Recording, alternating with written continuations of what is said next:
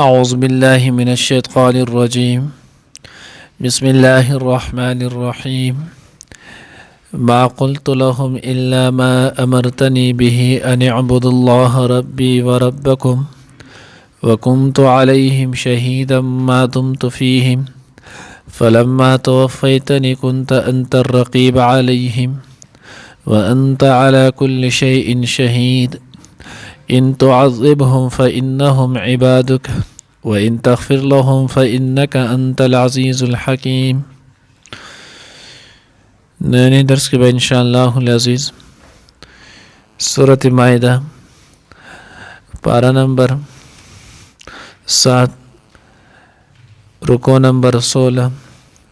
آیات نمبر 117-118 دو آیاتونه چې نو هغه به ویل کېږي. دا بل ورځنی درس سره چې نو هغه تعلق ساتي چې هغې کې دا تېر شو. الله جل جلاله حضرت عیسی علیه السلام ته فرمایلو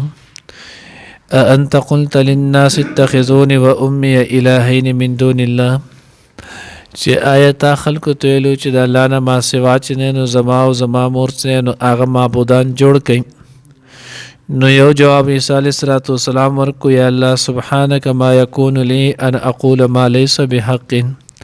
زه څنګه هغه خبره کولی شم چې کم زما حق نه دی، ما سره مناسب نه ده.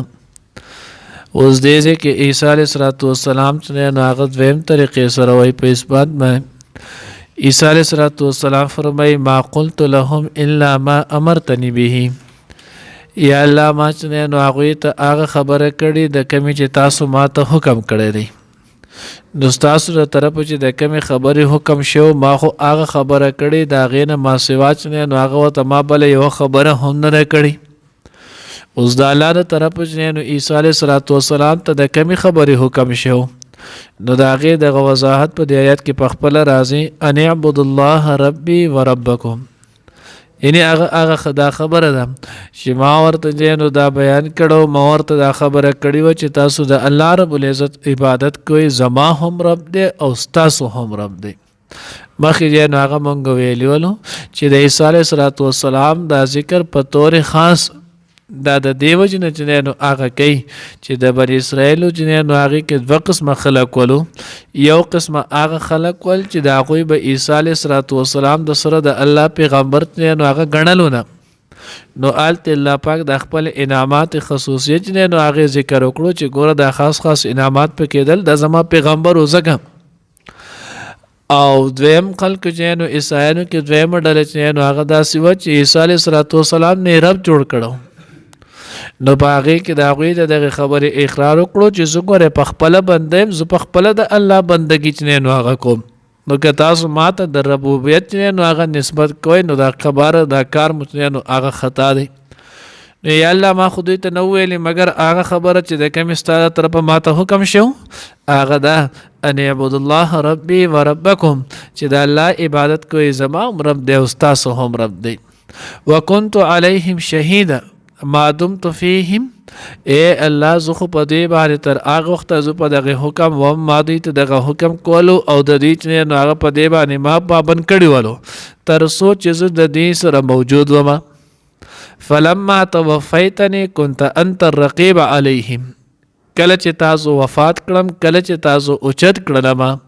نو بیا تاسو چې نو په دې باندې رقیب نگران چې نو هغوی الله بیا ستاسو د وړاندې ما ته علم نه و، لکه څنګه چې پرون اول ورځني درس کې تیر شولو چې الله ما څنګه ویلي ځکه تعلم ما فی نفسی ولا اعلم ما فی نفسک، نو ستا علم ورته بیا محیط دی، خدای ما ته خو بیا اخوا پته چې نو هغه نشته. اوس د دې چې نو هغه وضاحت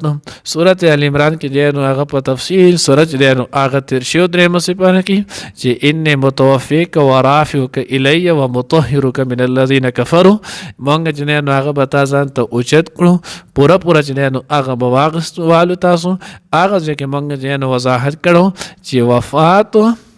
توفا توفیا دا چې نو هغه ویل کېږي اخذ الشیء وافیا، یو شی چې نو پوره اغستل نو دې ته ویل کېږي. هلته موږ مجرد نه نو هغه د دې هم دغه شانتې راځي لکه عرب مشهور چې نو هغه مقوله ده الکریم اذا وعد وفا، الکریم اذا وعد وفا، چې کریم سړی سخي سړی دی چې کله چې نو چا سره واده وکړي نو دا خپل واده چې نو هغه وفاداری کوي. قرآن کې هم بارها پیری چې نو مختلف ځونو کې تیر شوی دی چې یوفا الیهم اجورهم، دوی ته به د دوی د اجرونه چې نو هغه پوره ورکړی شي. نو دا ویل کېږي پوره اخیستو ته، پوره یو شیز ورکولو ته. نو دلته هم فلما توفیتنی، کله چې تاسو پوره واغستم، یعنی کله چې تاسو ما رفع الی السما چې نو هغه روح مع الجسد وکړه، بدن می هم ولو روح می هم نه د دوانه چې کله تا اوچت کو اسمان ته دی واخې جوړم یا الله. نو بیا دا غنه ورسته ما ته پته نشته انت رقیب، تو نو هغه په دې باندې بیا نگران وي. او بیا چې نو هغه نزول من السمان ورستو، بیا چې د اسمان نه ذکر دنیا ته چې نو هغه رالم او د دغه نه ورستو بیا ما ته وفات رالو، نو دغه نه ورستو هم بیا ما ته پته نشته الله چې دوی څه کړي. خو زه چې د کمی وخت پورې هم نو ما ورته ستاسو د وحدانیت نه ما سوا چې نو هغه بل څه نه دی ښودلی. وانت على كل شيء شهید، ای الله ته په هر شي باندې چې نو هغه صحیح گواهی با خبره د هر شي باندې چې نو هغه خبرداري تا ته نو هغه معلوم دی. ځکه پرون نو بل ورځ درس کې مونږ هم دغه خبره کړې وه چې د عیسی علیه السلام نه دا سوال دا به دغه عیسایانو د تذلیل دپاره چې دوی چې نو هغه دغه عقیدې نور هم اظهار وشي. دویم آیت کې الله رب العزت چې نو پیغمبر بیا ورته ووایي ان تعذبهم فانهم عبادک، یا الله دا ستا چې نو هغه بندګان دي، که ته دوی له سزا ورکړې نو دا بیا هم ستا بندګان دي، توی مالک یې، توی خالق یې، توی رازق یې. نو چې خالق هم یې، توی مالک هم، توی رازق هم، توی حافظ هم توی، نو که ته دوی له عذاب ورکړې سزا ول ورکړې ستا نه څوک تپوس کوونکی شته؟ ستا نه هېڅوک چې دی نو هغه تپوس کوونکی هغه نشته. وان تغفر لهم فانک انت العزیز الحکیم، او یا الله که ته مغفرت وکړې بخنه چې دی نو هغه ورته وکړې ویې بخې نو تو غالب ذات یې، ستا نه بیا هم څوک چې دی نو هغه تپوس کوونکی نشته. تو د حکمت چې دی نو هغه خاوند یې، فانک انت العزیز الحکیم، خو ستا په هر کار کې چې دی نو هغه حکمت دی. اوس دې ځای کې حضرات چې دی نو هغه یو مسله ذکر کوي چې الله رب العزت چې دی نو هغه د کافر ته بخنه کولو باندې قادر دی او کرم، او نیک صالح له چې نو الله پاک دل سزا ورکولو باندې الله پاک قادر دی او کرم. اهل سنت والجماعت، زمونږ د اهل سنت والجماعت چې نو هغه عقیده ده چې الله رب العزت کافر لره کچرته بخنه وغواړي نو الله پاک په دې قادر دی چې کافر هم وبخي. خو البته دا سره هم زموږ عقیده ده چې الله پاک د سکې نه قانون د الله پاک دا نه دی، خو کچرته وغواړي نو الله پاک کولی شي کافر راوالي هغه ته هم نو بخانه وکړي. د دنیا نه نو هغه کافر تللی دی، لکه ابو جهل شو، فرعون شو، نمرود شو، حامان شو، قارون شو، د دنیا نه کافر نو هغه تلی. خو که الله رب العزت دله بخنه کوي او آخرت کې بخي نو زمونږ نو اهل سنت والجماعت دا عقیده ده چې الله پاک کولی شي، ځکه الله پاک قادر مطلق ذات دی، خدا د الله قانون نه دی. او د دې آیات نه هم دا پته لګي الله پیغمبر ته دغه کافرانو مبارک ونی ان تعذبهم فانهم عبادک، الکه تو له سزا ورکې ستا بندگان دي، و ان تغفر لهم فانک انت العزیز الحکیم، او کته بخین هم بخل شیطان خو څوک تپوس کون کې نشته. او د اهل خوارج او د معتزله او چې هغه د فرق باطله دي، د دې عقیده دا ده چې الله رب العزت چې هغه د کافر په بخنه باندې قادر نه دی. الله پاک کافر نشي بخله، دی به نه بخي. مونږ وای نه دا د الله رب العزت بخلو باندې قادر دی، قانون نه دی بخینه. او دغه شانته مونږ وای الله پاک یو نیک صالح مسلمان راوالی او جهنم ته ارتاو کی، الله پاک ته اختیار حاصل دی. خدا الله قانون چې نه هغه د سینه دی. هغه وای چې نه د نیک بنی آدم بخنه درجه نو هغه سزا نور کول دا په الله پاک لازم دی. مونږ وای دا نشته. دا ځوانه چې نه هغه د آیات نه هم ثابت دي دغه عقیده. نو دی وجنه چې نه هغه عیسی علیه السلام دا غیم د عقیده طرف ته اشاره، دا غي هم د دقیق قصجانو آیات نه د ثابت شوه چې الله رب العزت ته قدرت حاصل دی، خدا الله پاک قانون چې نه هغه د سینه دی. الله دې موږ ته صحیح په نصیب کړي. ما قلت لهم ندی ویلی ما دویتا الا ما مگر آغس امرتنی چتا حکم کڑو ما تبیهی پاغی سرا ان اعبدوا الله دا چې عبادت کوي د الله تعالی ربي چې زما رب دی و ربکم او ستاسو رب دی وکنت علیهم او ومزو په دوی باندې شهید با خبره گواه ما دمت فیهم ترسو چې زوم په دوی کې فلما توفیتنی بیا کله چې واغستلم تاسو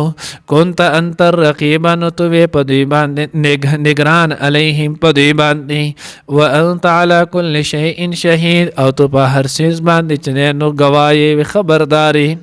ان تعذبهم کچری تو عذاب ورکی دوی ته فانهم نو بشک دوی عبادک استا بندگان دي وان تغفر لهم او کچری تو بخنو کړی دوی ته فانك انت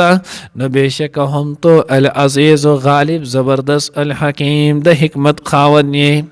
ما قلت لهم ندم ویلی دوی ته الا ما امرتنی به مگر هغه چې کوم باندې تاسو حکم کړو ماته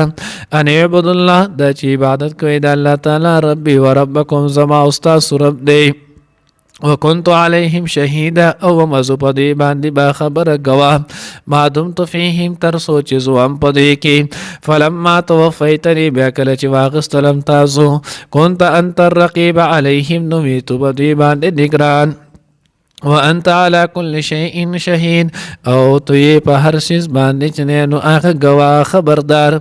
ان تعذبهم کچری تو عذاب ورکې دوی ته فانهم نو بشک دی عبادک استا بندگان دي وان تغفر لهم او کچری تو بخنو کې دوی ته فانك انت العزيز الحكيم نو بشک تو غالب زبردست او حکیم حکمت والی